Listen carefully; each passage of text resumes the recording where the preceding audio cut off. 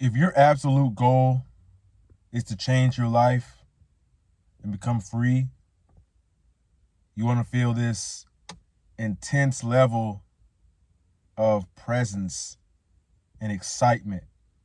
Basically, you want to feel alive. So in order to achieve these things, in order to create this lifestyle for yourself, you are going to have to do the right habits, such as reading, learning a new skill, going to the gym, praying, meditating, learning about who you truly are. And of course, you're going to have to remove some of these bad habits like porn and alcohol and weed and playing video games all day, watching Netflix. These things are only holding you back. But inevitably, when you want to do better with your life, when you actually want to be somewhere, you want to be someone or do something with your life, you are going to inevitably struggle with these bad habits. And a lot of people struggle with lust. A lot of people struggle with instant gratification, wanting to be comfortable, getting drunk, smoking weed, because you may have a 9-to-5 job. You may have a really stressful job. And when you come home from work, all you really want to do is relax and kick back and just relieve all that stress you felt from earlier in the day. All that traffic that you had to drive through. These problems, these coworkers you had to deal with. These barrage of negative thoughts that bombarded you for the entire day, that trauma that you just can't seem to move past. It feels like it has you tangled up. It has your leg tangled up and you're trying to run and get free from it. These thoughts, when you're thinking that you're not where you want to be, you wish you were somewhere else. So it's normal. I understand. You may want to cook because you have a lot going on and you come home, you want to drink a beer, you want to drink some wine,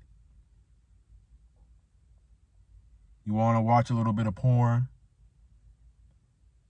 you want to watch some Netflix, you want to just do anything you can do to get rid of that stress. And this is something that I currently go through myself. I, for the longest, struggled with an alcohol addiction where I couldn't put down the alcohol. I had to always get drunk. And at sometimes, I feel the urge to go and get drunk. I still feel that urge. That urge does not, at least it has not went away yet. You have to realize when you have addictions, when you have things that you are trying to move on, or you are trying to heal from, these things take time to heal. You don't just flick a switch and get over it. You don't just flip a switch and cure your addiction, cure your depression, or cure your anxiety. It takes time. These things are put here to distract you from your purpose. It is very important that you heal and you deal with these things, because truth is, having an alcohol addiction, having a porn addiction, or just not really wanting to do any work, not really having the motivation to go to the gym, not really having the motivation to go out and socialize, or you're just watching Netflix all day, you don't feel motivated to eat right. These are only symptoms. All this stuff isn't the real issue. The real issue lies deeper. It lies deeper within. There is something, some deep issue that's like deep rooted inside of you that is holding you back from progressing in life. Because sure, you can stop drinking alcohol, you can stop watching porn, you can put the weed down, you can start going out and socializing with more people. But if you don't fix the root cause of the problems,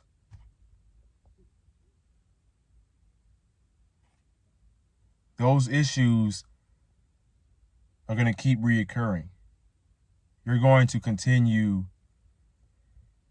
dealing with what you are going through. One of the biggest things that causes us to stay living in the past and feel like we're stuck in a loop, that we just can't progress in life, we can't get to living our best lives, is trauma. Trauma can really affect us very deeply. Trauma prevents the mind from healing and moving forward. Now, you can have trauma from a lot of different things. There could be trauma from a relationship, a past relationship you were in. There could be trauma from your parents. Something could have happened. You could have witnessed a traumatic event.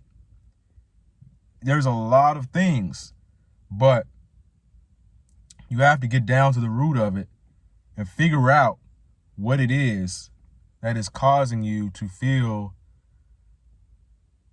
that you can't let go of all these addictions. All this is a sign of poor mental health, because if you had great mental health, you wouldn't feel the need to watch porn or watch Netflix or play video games all day or eat junk food, eat a bunch of ice cream. You would feel the need to actually take care of yourself because you love yourself. And I'm not saying you don't love yourself, because your mental health, having low mental health, can really affect the way you view yourself. So if your mental health isn't up here, then that's something we need to change. Now, one of the best ways that I started to improve my mental health was I did some introspective work on myself by meditation, prayer, journaling. As far as journaling goes, what I'll do is I'll write down a prompt. So I'll say, why do I feel this certain way? Why do I feel that no one loves me? Why do I feel that I'm worthless? And then I literally just write down whatever comes to my mind. Whatever comes to my mind, I write it down. And then what I do is I ask myself, what can I do to change that? What can I do to improve things? See, the best way for you to actually go and change your life is to change your mindset. You have to change your mindset first. So next time you meditate, you close your eyes and you breathe deeply and you focus on your breath. And now when you think these thoughts, what I want you to do is don't think of yourself as the thinker, but think of yourself as the witness of thoughts. So you're watching the thoughts go by. You're literally watching those thoughts go by like clouds, and you're allowing your breath to do its own thing. You're not really controlling it, right? You're kind of just viewing the way it works. You're viewing or listening to yourself breathe. And that will help you achieve spiritual enlightenment. And that will really help you a lot because you don't identify with your thoughts. You're not the thinker. You, in a way, you become more spiritually free the more you do it, because your thoughts don't have so much control over you. Because that's what happens a lot of the times. Your thoughts will gain so much control over you. Your thoughts create emotion, and you get sucked into this cesspool of emotions and sadness and everything. And whatever you're going through, because you're not really aware of those thoughts. And prayer is what gives you purpose. See, everyone has a purpose in their life. And you must go fulfill that purpose. Before you can fulfill it, you have to figure out what that purpose is. So with prayer, because I'm Christian, so with prayer, I'm talking to God. I'm basically telling him everything. All the things I go through, all of my thoughts, all of my feelings. Just be honest.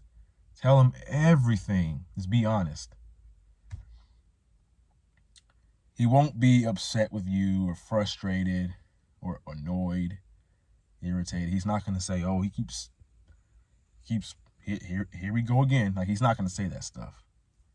God has a lot of compassion and love. He made you so that you can love, so that he can love you. And it's very great to understand that you have God. Always. You will always have God. And people used to tell me this all the time. But you know what I'm saying?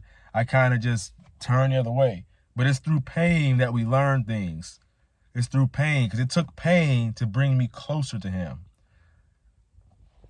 And that's why you have these temptations and stuff like that, because the only time you're going to know that all you have is God is when you are completely helpless and there is nothing you can do. There is no one in this world who can save you like God can. You can't depend on anyone else. You can't depend on any other human being but God. So you must follow God, because he knows the way. My name is Raheem the Goat. You found this video helpful. Make sure you like, comment, and subscribe. I make content on mental health, masculinity, religion, spirituality, stuff like that. And pretty soon I'm going to start coming out with some fitness content. You know, I've really been getting in the gym and making a lot of progress. And maybe in the future I'll make a video on, you know, making progress in the gym stuff. And I also went hiking recently, so I'm going to make a video on that also. So stay tuned for all that. But like always, never give up. Your younger self is rooting for you. Peace.